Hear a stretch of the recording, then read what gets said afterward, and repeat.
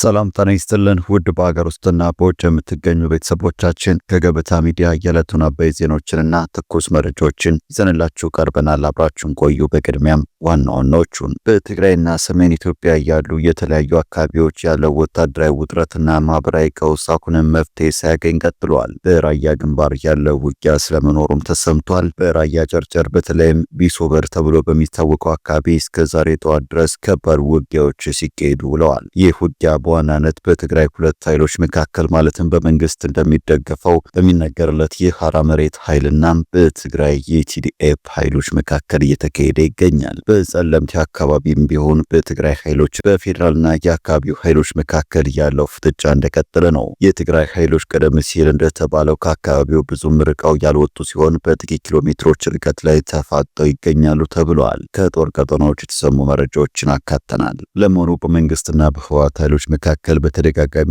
የሚያገረሸው ግጭትና የውጭ ኃይሎች ፍላጎት በኢትዮጵያ ላይ የሚደቅኑት ስጋት ምንድን ነው? እነዚህ የውጭ ኃይሎች የሚፈልጓቸው የራሳቸው ጥቅሞች ብዙውን ጊዜም ከዘላቂ ሰላም ይልቅ ስትራቴጂካዊ የበላይነት የሚያስቀድሙ በመሆናቸው የጦር መሳሪያ ፍሰቱና የዲፕሎማሲያዊ ሽኩቻ አለመረጋጋቱ እንዲቀጥል አድርጎታል ይላሉ የዘርፉ ምሁራን። ሀገራችን የገባችበት የግጭት አዙሪት የብዙሃን ሞትና ስቃይ ከጅምሩ እስካሁን ተንተን አድርገን እንመለከተዋለን። የጠቅላይ ሚኒስትሩ አማካሪ አዲስ ሹመት አግኝተዋል። የዲያቆን ዳንኤል ክብረት አዲሱ ስልጣን ምንድን ነው? እስከ ዝግጅታችን ፍጻሜ አብራችሁ ስትቆዩ የምታደምጡት ሌላኛው አበይት ጉዳይ ነው።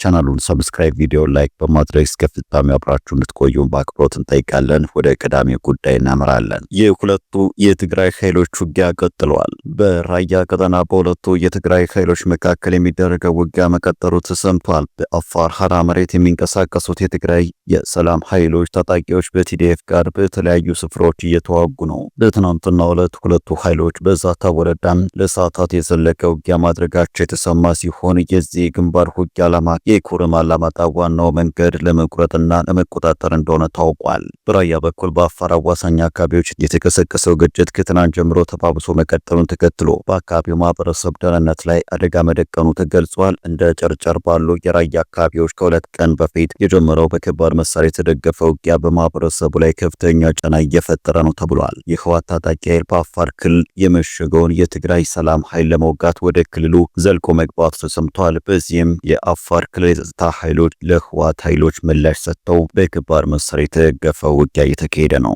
በአፋር ክልል ያለው ወረዳ ውስጥ ከትናንት በስቲያም በትግራይ ሰላም ኃይልና በአፋር የጸጥታ ኃይሎች በአንድ ወገን ሆነው ከህወሓት ጋር ውጊያ ሲያደርጉ ውለዋል። እንደ ጨርጨር፣ ኮረም፣ ኦፍላና መሆን ያሉ የራያ አካባቢዎች ላይ የከባድ መሳሪያ ድምጽ እንደተሰማ ነዋሪዎች ጠቁመዋል። ህወሓት በአፋርና በአማራ አዋሳኝ አካባቢዎች በከፈተው ጥቃት ተከትሎም ከአንድ ሳምንት በላይ የዘለቀ ግጭት በተለያዩ አካባቢዎች ተከስቷል። በጠለምት በኩል ግጭቱ በአንድ ሳምንቱ ለጊዜው ረገብ ያለ ሲሆን በአፋር በኩል ያለው ተባብሶ መቀጠሉን የአካባቢው ምንጮች ተናግረዋል። በጠለምት አካባቢም ቢሆን በትግራይ ኃይሎችና በፌዴራልና የአካባቢው ኃይሎች መካከል ያለው ፍጥጫ እንደቀጠለ ነው። የትግራይ ኃይሎች ቀደም ሲል እንደተባለው ከአካባቢው ብዙም ርቀው ያልወጡ ሲሆን በጥቂት ኪሎ ሜትሮች ርቀት ላይ ተፋጠ ይገኛሉ። ትግራይ ያለው የገንዘብ ዝውውር ችግር አሁንም ህዝቡን እያማረረ ይገኛል። አንዳንድ ባንኮች አሁንም ለደንበኞቻቸው የሚሰጡት የገንዘብ መጠን ከ2000 ብር አይበልጥም። በዋና ዋና ከተሞች ያሉ ባንኮች ግን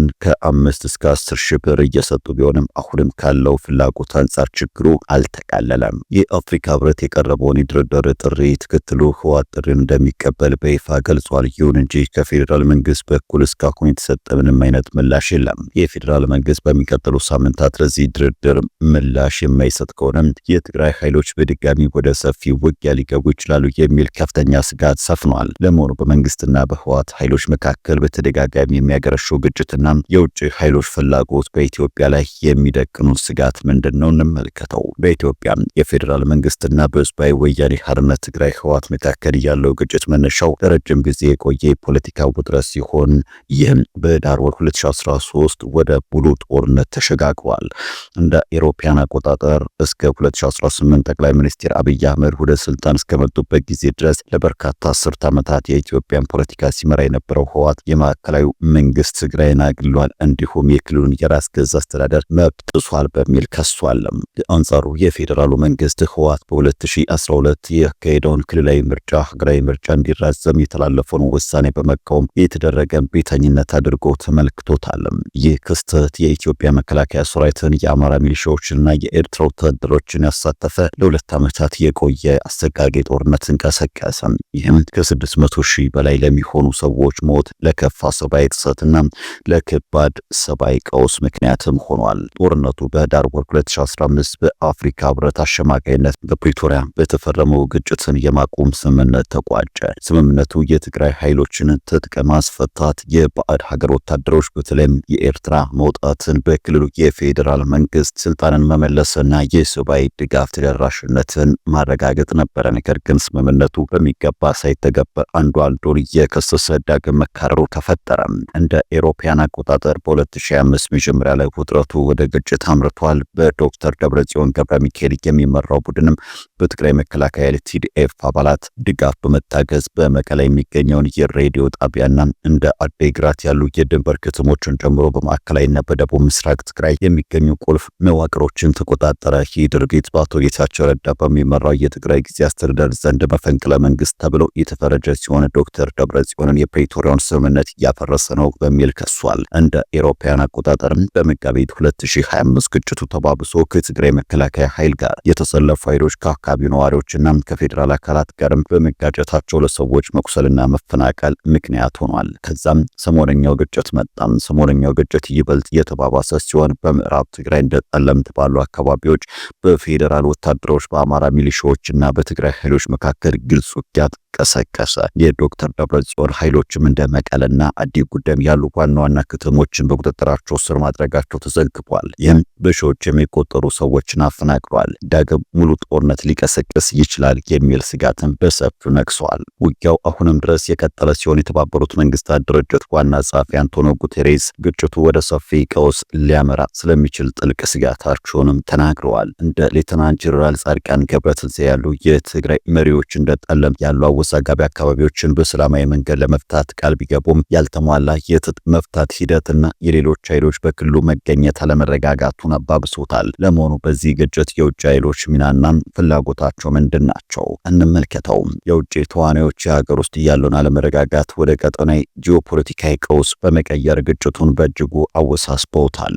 አንደኛዋ ኤርትራ ስትሆን ኤርትራ በግጭቱ ውስጥ ቀጥተኛና ቀውስ ቀስቃሽ ሚና እየተጫወተችም ትገኛለች። የፕሪቶሪያውን ስምምነት የውጭ ኃይላት እንዲወጡ ቢያዝም ከ2013 እስከ 2015 በነበረው ጦርነት ከኢትዮጵያ ጎን ተሰልፈው የነበሩት የኤርትራ ወታደሮች አሁንም በተወሰኑ የትግራይ አካባቢዎች ላይ ይገኛሉ። እንደ አውሮፓውያን አቆጣጠርን በ2025 የተደረገውን የስልጣን ቁጥጥር ጨምሮም የኤርትራ መንግስት የጠቅላይ ሚኒስትር አብይ አህመድን አስተዳደር ለማዳከም ሲል ዶክተር ደብረጽዮን ቡድን የመረጃና ሌሎችም ድጋፎችን እያደረገ እንደሆነ ሪፖርቶች ያመለክታሉ። ይህ የሆነው ኢትዮጵያ የቀይ ባህር በር ፍላጎቷን በይፋ በማሳወቋ ኤርትራ ካደረባት ስጋት የመነጨ ነው። ኢትዮጵያ እንደ አውሮፓውያን አቆጣጠር በ1993 ኤርትራ ነጻነቷን ካገኘች በኋላ የባህር በር አልባ መሆኗ ይታወሳል። ጠቅላይ ሚኒስትር አብይ አህመድ እንደ አሰብና ምጽዋ ያሉ ወደቦችን መልሶ የማግኘት ፍላጎት እንዳላቸው ማመላከታቸው እንዲሁም እንደ አውሮፓውያን አቆጣጠር በ2004 ከሶማሌላንድ ጋር የተፈረመው የመግባቢያ ስምምነት በሶማሊያና በኤርትራ በኩል ወታደራዊ ዝግጅቶችና የጦርነት ዛቻዎችን ቀስቅሷል። ግብጽና ሱዳንም ከኢትዮጵያ ትርምስ ለመትረፍ የሚጥሩ ጎረቤቶቻችን ናቸው። ግብጽ በታላቁ የኢትዮጵያ ህዳሴ ግድብ ምክንያት ካላት የውሃ ደህንነት ስጋት የተነሳ ከኤርትራ ጋር ወግናለች። የፕሬዝዳንት ኢሳያስ አፈወርቂና የፕሬዝዳንት አብዱል ፈታህ አልሲሲ የ2025 ስብሰባዎች የኢትዮጵያን ተሰሚነት ለመገደብ ያለሙ ነበሩ። በሌላ በኩል ሱዳን በራሷ የእርስ በርስ ጦርነት ውስጥ ብትሆንም ከኢትዮጵያ ጋር ያላት የድንበር ውዝግብ ሌላው የውጥረት ምንጭ ሆኗል። የባህረ ሰላጤ ሀገራት አሁን እንደምናየው በግብጽ፣ በሳውዲ አረቢያ፣ በኳታርና በተባበሩት አረብ ኤምሬት የመሳሰሉ ሀገሮች መካከል የተፈጠሩ ችግሮችም አሉ። በሱዳን ባለው በመደበኛ ጦርና በሚሊሻው ጦርነት ውስጥ እጃቸውን ሲከቱ ይታያል። ይህ ቀጠናው የበለጠ ችግር ውስጥ የሚከተው ነው። ኢትዮጵያም ከሱዳን ጋር በምትዋሰንበትም አካባቢ ብዙ ችግሮች ሊፈጠር የሚችል ነው። የሶማሊላንድ ጉዳይ ራሱን የቻለ ችግር የፈጠረ ሆኗል። እስራኤል ለሶማሊላንድ እውቅና በመስጠት አዲስ ኃይል ሆና ወደ ቀጠናው እየመጣች ትገኛለች። እስራኤል ለሶማሊላንድ እውቅና የሰጠችው ለኢኮኖሚ ብቻ ሳይሆን የባህር ኃይል በቀጠናው ለመትከልና ለደህንነት ጥቅሞች ስትል ነው። የኢትዮጵያ መንግስት ደግሞ የባህር በር ጥያቄን ዋና ስትራቴጂካዊ ጥቅም አድርጎ ወደፊት አምጥቶታል። በቀጠናው አሁንም ባለው ውስብስብ የፖለቲካ አሰላለፍ ውስጥ የኢትዮጵያ መንግስት ያለ ግጭት ይህን ፍላጎት ማስፈጸም የሚችለው እንዴት ነው የሚለው ገና ያልተመለሰ ጥያቄ ነው። በአጠቃላይ አሁን ከምናየው ሁኔታ አንጻር በአፍሪካ ቀንድ ክልል የውጭ ኃይሎች በየፊናቸው የራሳቸውን የጂኦፖለቲካ ፍላጎት ለማስፈጸም ነው ሲራወጡ የሚታየው። ይህ ደግሞ አዲስ አይነት አካባቢያዊ የኃይል አስተላለፍን ማስከተሉ ይታያል። ይህ የእጅ አዙር ሽኩቻ ደግሞ ቀስ በቀስ የቀጠናው አገሮች መንግስታትን የሚያዳክም ከመንግስት ውጭ የሆኑ ኃይሎችን መፍጠሩ የማይቀር ነው። እነዚህ የውጭ ጥቅም ብዙውን ጊዜ ከዘላቂ ሰላም ይልቅ ስትራቴጂካዊ የበላይነትን የሚያስቀድሙ በመሆናቸው የጦር መሳሪያ ፍሰቱ የዲፕሎማሲያዊ ሽኩቻ ለመረጋጋቱ እንዲቀጥል አድርገዋል። እነዚህ ሁኔታዎችም ኢትዮጵያ ላይ ብዙ ፈተናዎችን ደግነዋል። የህወሓትና የፌዴራል መንግስት ግጭት ዳግም ማገርሸት በውጭ ኃይላት ጣልቃ ገብነት ታጅቦ ዘርፈ ብዙ ፈተናዎችን ደቅነዋል። በሰሜን ኢትዮጵያ ብዙ ውድመት ተከስቷል። በሚሊዮን የሚቆጠሩ ዜጎች ተፈናቅለው በእርዳታ ላይ ጥገኛ ሆነዋል። የቅርብ ጊዜ ግጭቶች አዳዲስ ስደተኞችን ያስከተሉ ሲሆን ይህም በድርቅና በእርዳታ ቅነሳ ምክንያት የተፈጠረውን ችግር ይበልጥ አባብሶታል። ያልተሟላ የመሰረተ ልማት እንደ ባንክና መብራት አገልግሎት መመለስ ህዝቡ በፕሪቶሪያው ስምምነት ላይ ያለውን እምነት እንዲሸረሽር አድርጎታል። ከኤርትራ ጋር ያለው ውጥረት ወደ ሀገራት መካከል ጦርነት ሊሻገር ይችላል። ሶማሊያን፣ ግብጽንና ሱዳንን ወደ ግጭቱ ሊያስገባቸው ይችላል የሚል ስጋትም አለ። በድንበር አካባቢ የሚደረጉ ወታደራዊ እንቅስቃሴዎችና የጦርነት ዝግጅት ክሶች የአፍሪካ ቀንድ ሊያናጉና የቀይ ባህር የመርከብ ትራንስፖርት ሊያስተጓጉሉ ይችላሉ። በሀገር ውስጥም ቢሆን በህወሓት ውስጥ ያለው መከፋፈል የትግራይን አንድነት ለአደጋ ሲያጋልጥ፣ በኦሮሚያም ከኦሮሞ ነጻነት ሰራዊት ጋር እናም በአማራ ክልል የሚታየው ግጭቶች የፌዴራሉን መንግስት አቅም ይበታትናሉ። የአማራ ሚሊሻዎች ከአንዳንድ ከትግራይ አንወጣም ማለታቸው የግዛት ውዝግቡ እንዲቀጥል አድርጎታል።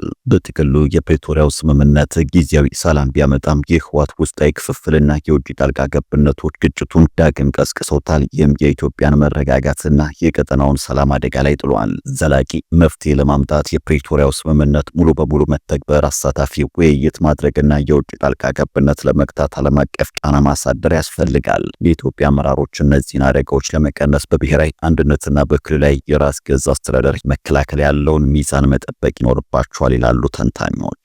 በመጨረሻም የጠቅላይ ሚኒስትር አብይ አህመድ የማህበራዊ ዘርፍ አማካሪ የሆኑት ዲያቆን ዳንኤል ክብረት የኢትዮጵያ ብሮድካስቲንግ ኮርፖሬሽን ኢቢሲ የስራ አመራር ቦርድ ሰብሳቢ ሆነው በፓርላማ ሊሾሙ ነው። የኮርፖሬሽኑ ቦርድ አባል እንዲሆኑ ከታጩት 9 ግለሰቦች ውስጥ 6 አዳዲስ ናቸው። የኢትዮጵያ ብሮድካስቲንግ ኮርፖሬሽን እንደገና ለማቋቋም በ2015 የወጣው አዋጅ የተቋሙ የስራ አመራር ቦርድ በጠቅላይ ሚኒስትሩ አቅራቢነት በህዝብ ተወካዮች ምክር ቤትን እንደሚሾሙ ይደነግጋል። የህዝብ ተወካዮች ምክር ቤትም በዛሬው ዕለት በሚያካሂደው መደበኛ ስብሰባው ለኮርፖሬሽኑ ቦርድ አባልነት በእጩነት የቀረቡለትን ግለሰቦች መርምሮ ለማጽደቅ አጀንዳ ይዟል። የኮርፖሬሽኑ ቦርድ የብሔራዊ ቴሌቪዥንና ሬዲዮ ጣቢያዎችን በስሩ የሚያስተዳድረውን ኢቢሲን በበላይነት የሚመራ አካል ነው። ቦርዱ የመገናኛ ብዙሃን የሚመለከቱ የመንግስት ፖሊሲዎችና ህጎች በኮርፖሬሽኑ ተግባራዊ መሆናቸውን የማረጋገጥ ኃላፊነት በአዋጅ ተጥሎበታል። በዛሬው የፓርላማ መደበኛ ሹመታቸውን እንደሚጸድቅላቸው ከሚጠበቁት አዳዲስ የቦርድ አባላት መካከል ዲያቆን ዳንኤል ክብረት ይገኙበታል። በመሰል ኃላፊነት እንግዳ ያልሆኑ ዲያቆን ዳንኤል የኢትዮጵያ ፕሬስ ድርጅት የቦርድ አባልነትን ሹመት ለ3 ተከታታይ ጊዜያት አግኝተዋል። የጠቅላይ ሚኒስትሩ ለ4ኛ ጊዜ ለሹመት ፓርላማ የሚቀርቡት ከእርሳቸው በፊት የኤቢሲ ቦርድን በሰብሳቢነት ይመሩት የነበሩት ዶክተር ለገሰ ቱሉ ለመተካት ነው። ውድ ተመልካቾቻችን ለዛሬ ያዘጋጀንላችሁ አበይት ዜናዎች እነዚህ ነበሩ። ገበታ ሚዲያን ሰብስክራይብ በማድረግ ቤተሰብ ይሁኑ። ጤና ይስጥልን።